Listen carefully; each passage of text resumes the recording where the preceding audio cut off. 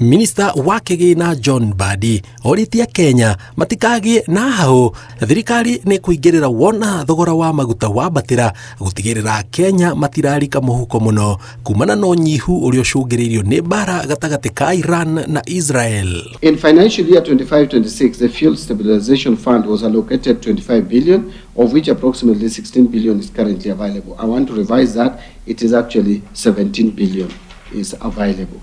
Given the expected significant spike in fuel prices, this remaining balance could be used to stabilize fuel prices over a 3-month period, after which the fund would be exhausted if the conflict persists. But, Chair, I want to report that the amount that we need to stabilize the fuel prices to zero adjustments, every month we could be spending about 14 billion. So the 17 billion is not sufficient for the 3 months.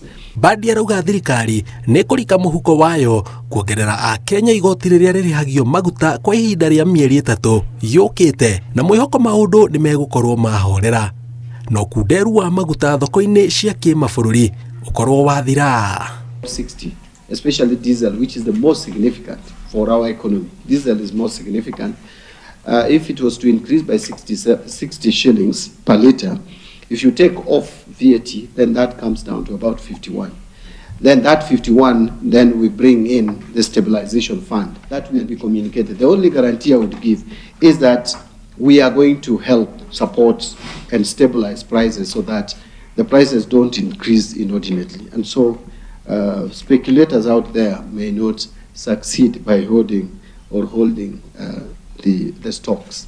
Kuringana na ministry ya hinya wa kuhuthika kwa ihinda riri, Kenya ina betũrũ ya kometirika thikũ 16, ndithũrũ ya thikũ 19 na maguta ma ndege na matawa mangĩikara thikũ 49.